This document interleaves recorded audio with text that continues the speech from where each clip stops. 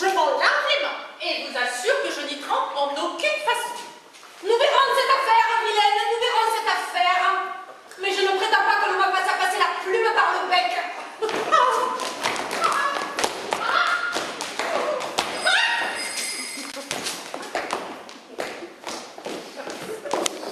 Madame Argante, vous me voyez accablé de disgrâce.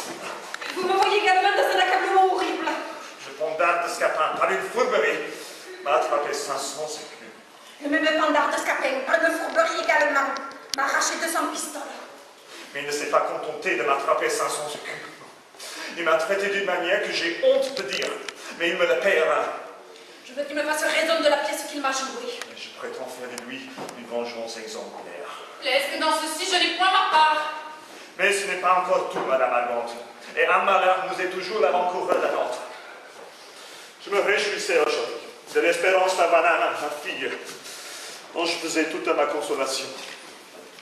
Et je viens d'apprendre de mon homme qu'il est parti il y a longtemps de Tarente, et qu'on y croit qu'il a péri dans le vaisseau où il s'embarqua. Mais pourquoi, s'il vous plaît, la tenir à Tarente et ne vous être pas donné la joie de l'avoir avec vous? J'ai eu mes raisons pour cela. Et des intérêts de famille m'ont obligé jusqu'ici à tenir fort secret sur ce co-mariage.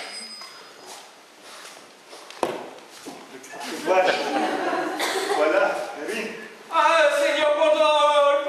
Appelle-moi Gélante, je ne sais plus de ce nom. Et là, on cessait qui m'avait obligé de prendre parmi vous à Tarente. Hélas, que ce changement de nom nous a causé de troubles et d'inquiétudes dans les soins que nous avons pris de venir vous chercher ici. Où est ma fille et sa mère? Votre fille, monsieur, n'est pas loin d'ici, mais avant que de vous la faire voir, il faut que je vous demande pardon de l'avoir mariée. Dans l'abandonnement ou faute de vous rencontrer, nous nous sommes retrouvés. Ma fille mariée? Oui, monsieur. Et avec qui?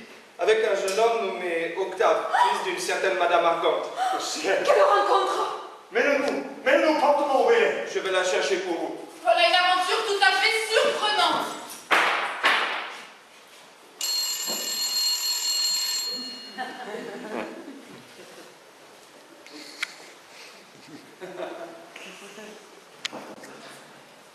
Eh bien, Sibylle, que font nos gens? J'ai deux avis à te donner. L'un, que l'affaire d'Octave est accommodée. Notre Hyacinthe s'est trouvée la fille du seigneur Géronte. Et le hasard a fait ce que la prudence des parents avait délibéré. L'autre avis est que les deux vieillards font contre toi des menaces épouvantables. Surtout le seigneur Géronte. Cela n'est rien. Les menaces ne m'ont jamais fait mal, et ce sont des nuées qui passent bien loin sur nos têtes. Prends garde à toi. Les filles se pourraient bien raccommoder avec les parents, et toi demeurer dans la nasse. Laisse-moi faire. Je trouverai moyen d'apaiser leur courroux. Je raccroche.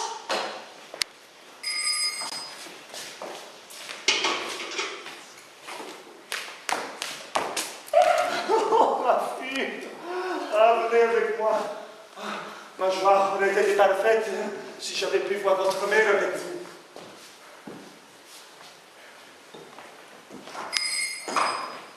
Oh, voilà Octave, nous en pouvons. Venez, mon fils, venez vous réjouir avec nous de l'heureuse aventure de votre mariage. Non, ma mère, toutes vos propositions en mariage ne serviront de rien. Oui, mais tu ne sais pas. Je sais tout ce qu'il faut savoir. Ce que je veux te dire, c'est que la fille du seigneur Géronte... Mais la fille du seigneur Géronte ne me sera jamais de rien. Mais c'est elle! Non, monsieur, je suis désolé, mes résolutions sont prises. Écoutez, Non, tais-toi, je n'écouterai rien. ta femme. Non, ma mère, vous dis-je, je mourrai plutôt que de quitter mon aimable Hyacinthe. Oui, vous avez beau faire. La voilà, celle à qui mon cœur est engagé. Je l'aimerai toute ma vie et je ne veux point d'autre femme. Mais quel diable d'étourdi qui suit toujours sa pointe. Mais c'est elle qu'on te donne.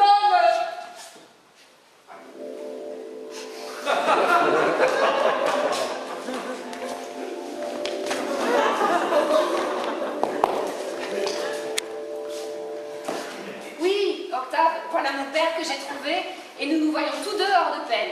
Venez, allons chez moi. Nous serons mieux qu'ici pour nous entretenir. Mon père, je vous demande de grâce que je ne sois point séparée de l'aimable personne que vous voyez. Elle a un mérite qui vous fera concevoir de l'estime pour elle quand il sera connu de vous. Ah, tu veux que je tienne chez moi une personne qui est aimée de ton frère et qui m'a dit tantôt 1000 sottises de moi-même? Monsieur, je vous prie de m'excuser. Je ne vous aurais jamais parlé de la sorte si je savais qui vous étiez. ne vous connaissez que de réputation. Comme que de réputation. Mon père, la passion que mon frère éprouve pour elle n'a rien de criminel. Et je réponds de sa vertu. Voilà qui est fort bien. Ne voudrait-on pas que je mariasse mon fils avec elle, une fille inconnue, qui fait le métier de coureuse?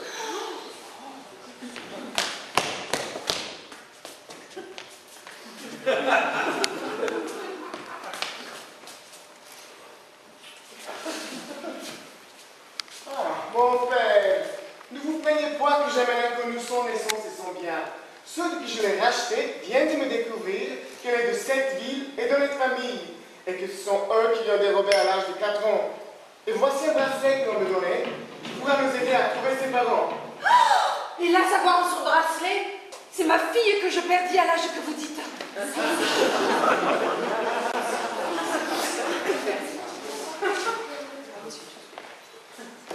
Oui, allez voir ses traits.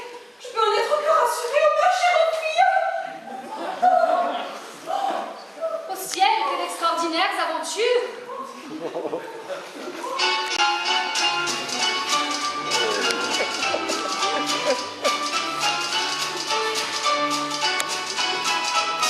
Allons, venez, ma fille, je suis si fier de vous.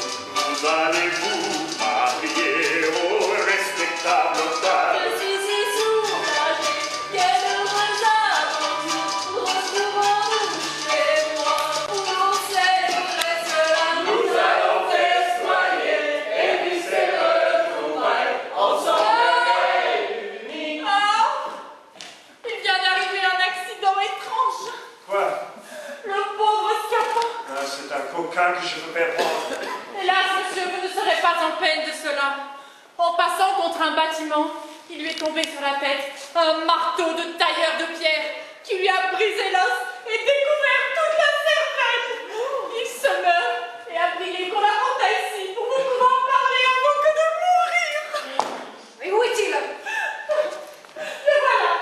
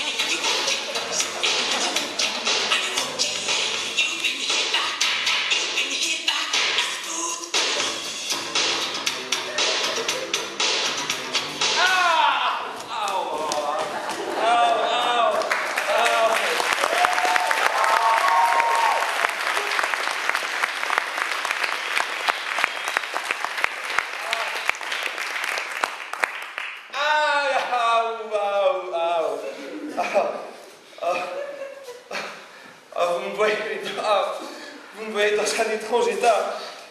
Je n'ai pas voulu mourir sans venir demander pardon à tous ceux que j'ai pu avoir offensés.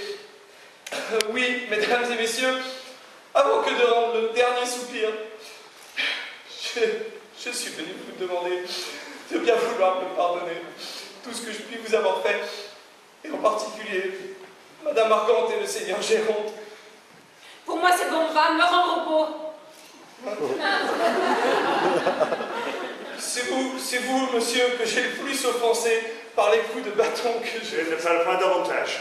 Je pardonne aussi. Ça a été une témérité bien grande à moi que les coups de bâton que... Laissons cela. J'ai en mourant une douleur inconcevable des coups de bâton. Mon Dieu, tais-toi. Les malheureux coups de bâton. Tais-toi, te dis-je, j'oublie tout.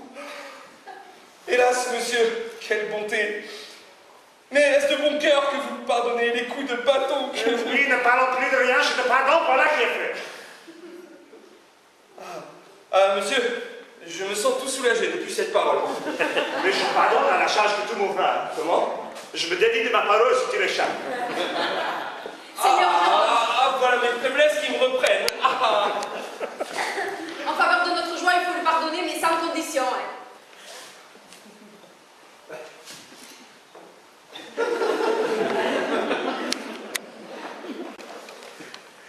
Soit. Allez, allongez-moi, goûtez notre plaisir.